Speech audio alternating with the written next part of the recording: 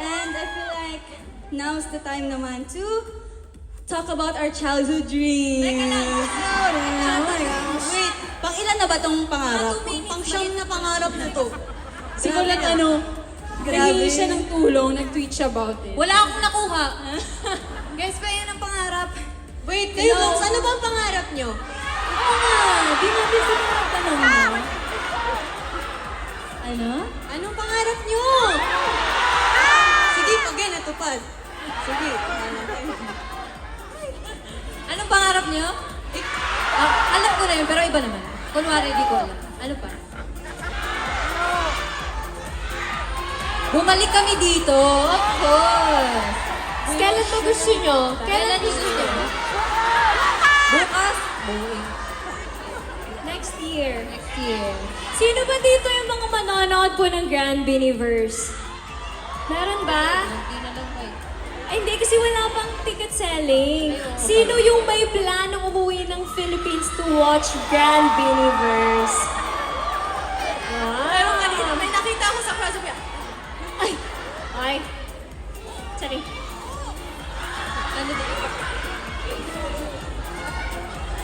Yes! And, eto na. Alam nyo, hirap na hirap po kami mag-isip ng pangarap. Si Ate Colette napatweet na eh. Ate Colette, may nakuha ka ba? May nakuha kang pangarap? Feeling ko may pangarap na tayo. I think let's do Meron. this. Pakinggan na natin. Let's go. Meron na akong tinuro kay Gwen na pakinggan niya. Ano yun? Nasa ulok nga eh. Guys, hindi funny sa akin ha. Huwag kayo tumawa. Baka mag-expect kayo. Seryoso game. to, seryoso. Music?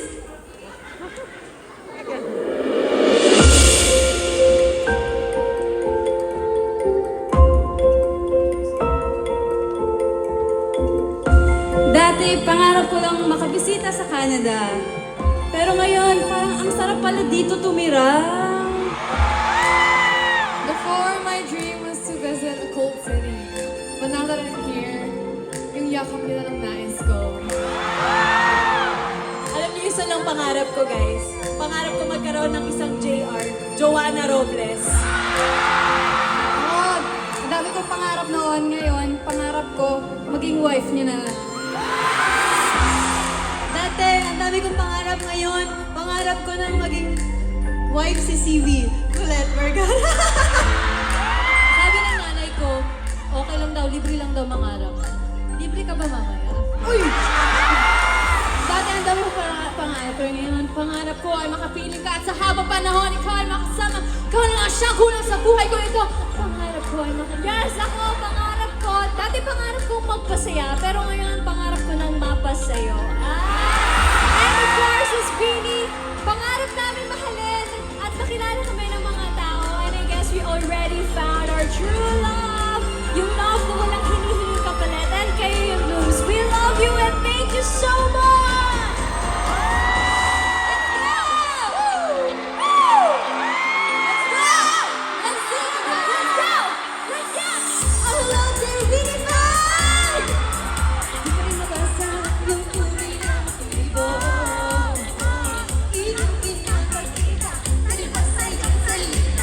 Pero ayokong magduda pagka sa simula.